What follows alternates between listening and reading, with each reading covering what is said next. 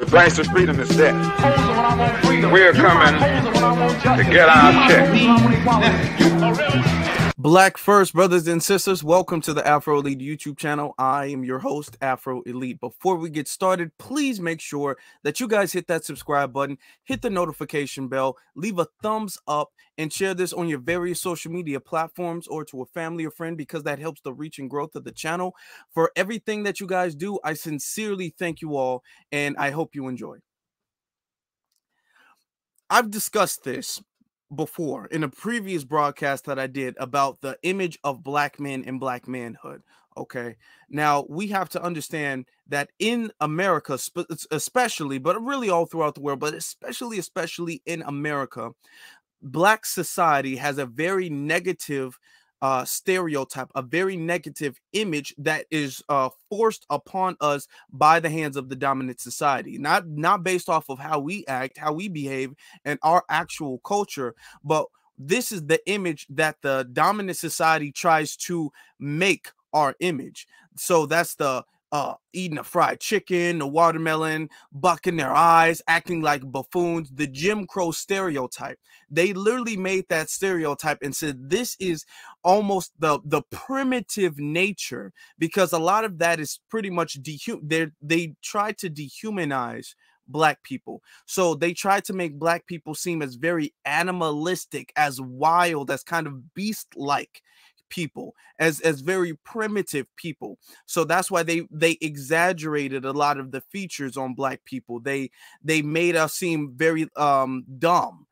We didn't have sophistication, we didn't have intelligence, we didn't know how to read. All we would do is eat and dance and have sex. That's all black people were about, the same way animals do. It was entertaining for the slave masters and the racists back in that time, and now it's entertaining for a lot of the dominant society today in this time. I made a video and I referenced them before. Now the thing is that these people, it is really two of them.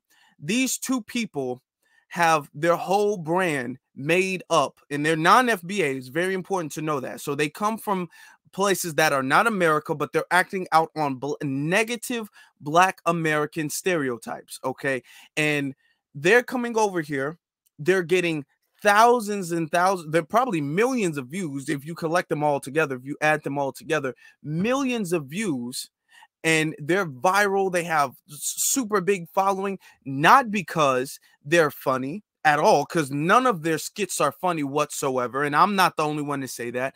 Not because they're funny, not because they're informative, not because they're creative, not because they're inspiring, not because of anything positive.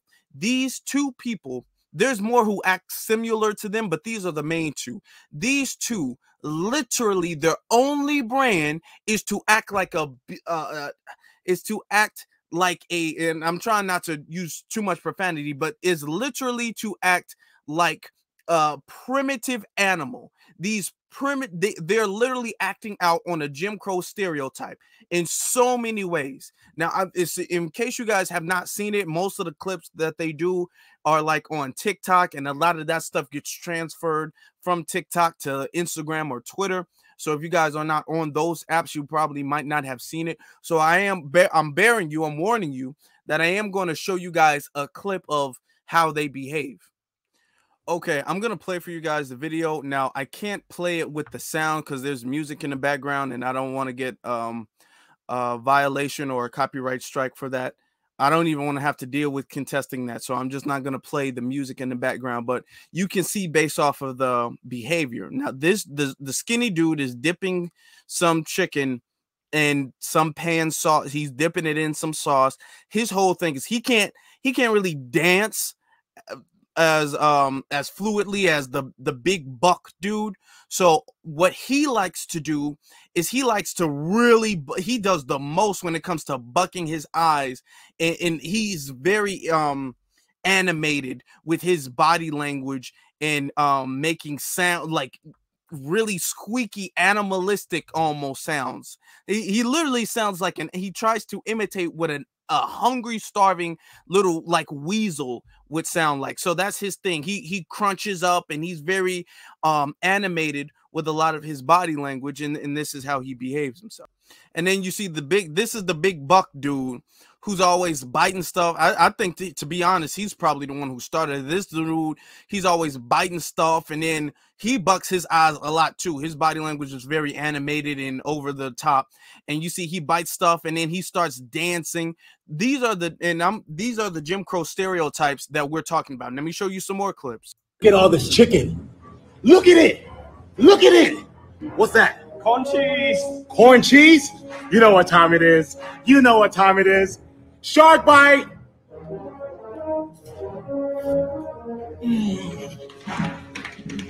Okay, and here's another one.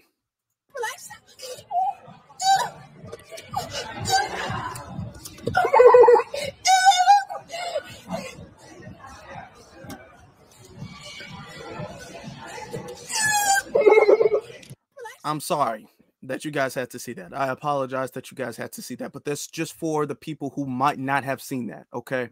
Now, what's interesting, if you notice, a lot of what they do is around white people. What they do a lot of that stuff around. Now, what's really, really interesting is that if you go back to their earlier content, they were doing that around mixed, didn't care. He would, especially the big dude, he would take something and then he would hop out his seat and just start breakdancing. And the black people around him, they would say something. A lot. If you go back to his early videos, a lot of the black people would look at him like he's crazy. Black people didn't find that funny. Now you see they only do that stuff around white people. Okay, pay very close attention to that. They do that stuff around white people because white people are the ones who think that that's funny. White people are the ones who are entertained by that. Black people, especially foundational Black Americans, we know the history of that. That is not funny. That is not entertaining. That's not cute. So when we see that, we like, hey, dude, stop acting like, especially if you're not from here, stop acting like that. So they took their brand, their skits or whatever, and they make sure they do it in front of white people. So when white people pouring the sauce on the chicken or whatever, they sit up there smiling and laugh like, oh my God, look at this little black guy. He's the chicken. You know how to get with chicken and watermelon. It's so much stuff that they do. The stereotypes that they do, they only do it around white people because first off, they're the only ones who allow them to do that comfortably. And then two, they're the only ones who find that stuff funny. So they've been getting called out pretty much every time they do a video. They get called out for acting out on the Jim Crow stereotype, which is what they're doing. And none other than Cardi B herself made a video, went out of her way to make a video. I don't know if she's related to him or not. Tethers of a feather flock together. So you know what I'm saying? She might be related, but she went out of her way to make a video on behalf of them and kind of defending them and criticizing the people who say anything about that, about their behavior. So I'm going to play that for you guys right now. Two guys that they go to restaurants and they act like a complete fool. I don't know what's his name. He's really brolic and he be dancing all crazy. And then there's the other one that he just do too much for me. So I've been seeing petitions for people to ban them on social media and everything. And I feel like I'm going to get dragged because I don't have, and I feel like I'm going to get dragged because I don't have the popular opinion because they have a community supporting them. And every single time that somebody's doing the same thing from the fucking community, y'all want to bring them out, do petitions to get, they are not doing anything wrong, but being cheesy and corny. I'd rather they become rich. Look how Jake Paul became rich. Jake Paul used to do the most corniest content ever. His content was so corny and cringy. I never found it amusing. But guess what? The kids found it amusing. Now, the thing is, when it comes to Jake Paul, Logan Paul, any other Paul that there might be, I'm not a fan of them. Number one, they have multiple instances of anti-blackness. Okay, so I'm not a fan of anything they do. I don't think that they're funny. I don't think that genre of comedy, that's just not my taste. Now, some people might say, okay, well, just because you don't find it funny, that doesn't mean that other people might not find it funny, So, it's just your opinion. Here is the thing. the thing is, when Jake Paul and Logan Paul or whatever white comedian does goofy stuff like that, when they do that, they're not acting out on a negative stereotype of their people.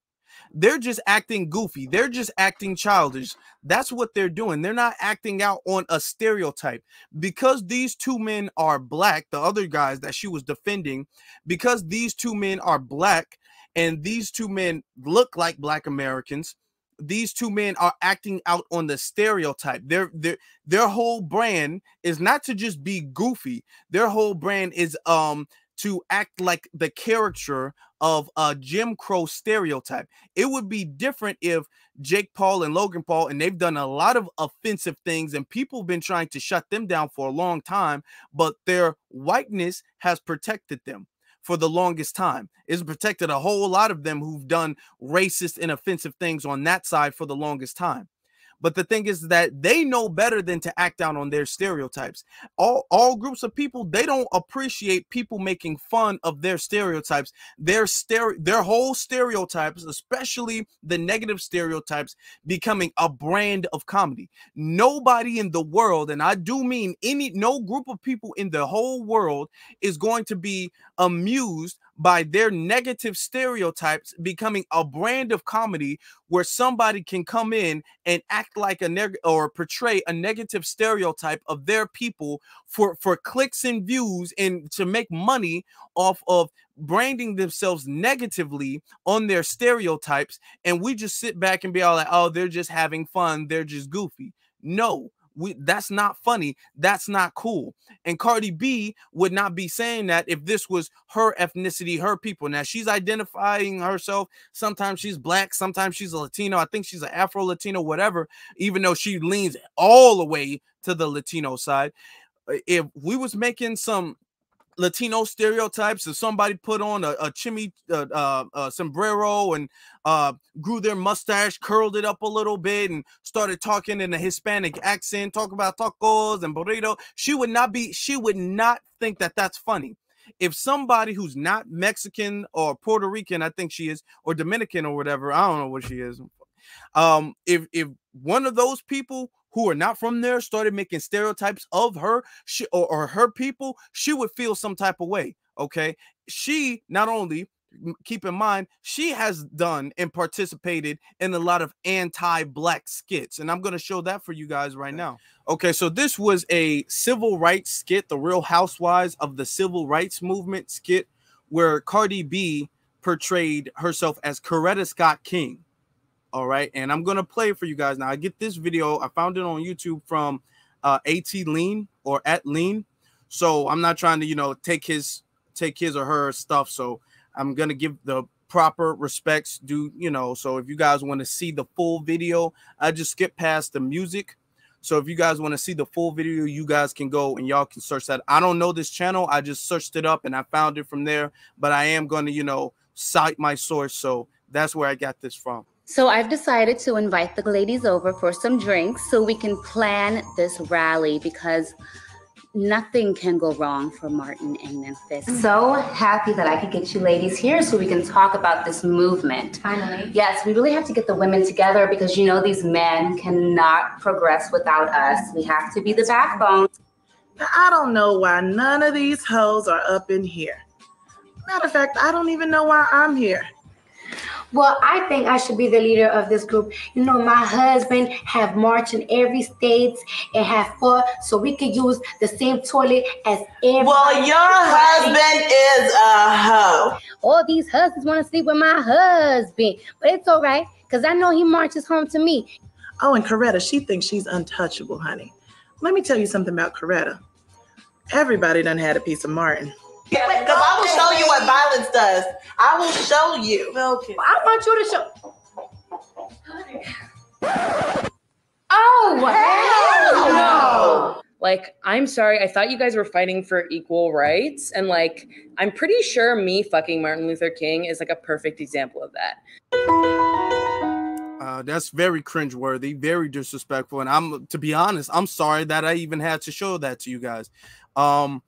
I don't know who these other individuals are besides Cardi B. She's the only one I know, and I think that's it. But from the way Betty Shabazz was acting, everybody had a piece of like she was cheating on Malcolm X with Martin Luther King, and then that white woman coming in and just so before I go off, because I might go on a little rant, but before I go off, this is the behavior on top of all of the other anti-black things, anti-black statements that Cardi B has made, calling black women roaches, talking about how she doesn't want her daughter to be, or her child to be dark skinned or whatever. She has made multiple anti-black and I'm just talking about her anti-blackness, not her other, drugging and stealing and all that stuff, just her anti-blackness alone. So of course she's gonna see this Jim Crow stereotype as, oh my God, let them have fun, let them do whatever, because she does not want to be a black person. She does not identify as a black person.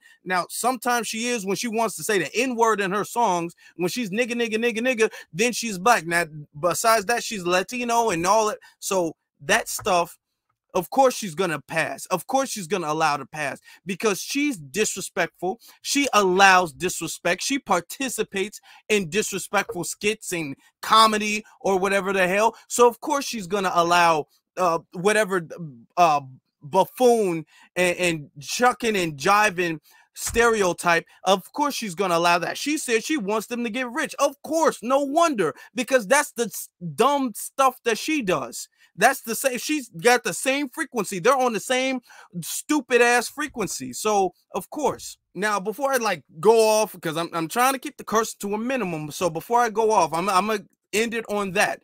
I find that to what they're doing very disrespectful. They know they're being disrespectful, and how I know that they know they're being disrespectful is because they don't do that around black people anymore. Go back to their early videos. They used to do it around the big dude, the big stupid ass dude used to do that around black folks. Okay, he used to dance and tap shoe and all that stupid. He used to do that. All right. He stopped doing that because black people started checking him. Now he's only doing it around his white masters, because they're the only ones who find that funny. They're the only ones who find that funny. And the other primitive ass acting little monkey boy, wannabe monkey boy, he does that around white people too. So they both know their target audience. Cardi B even says they got a large community. They got a community of white folks who enjoy and are entertained and want to see black people behaving that way. And that doesn't bother Cardi B, because she's not FBA. She's not even from here. She has anti-blackness in herself. So of course she's going to act that way. Brothers and sisters, please let me know what you guys think in the comments section below. What do you guys think about these two individuals? Is it funny? Am I doing too much? Are people doing too much by signing petitions to get them banned from the internet? Or is it just innocent, corny, funny skits? What do you guys think about what Cardi B had to say? What do you guys think about the skit she was in? Are we reaching, or are they being very disrespectful? Let me know in the comments section below. Also, follow me on my various social media platforms, which is @AfroElite on Instagram and @TheAfroElite on Twitter. Now, with that being said, my brothers and sisters, be one salute to every single last one of you all, and you all have a good one.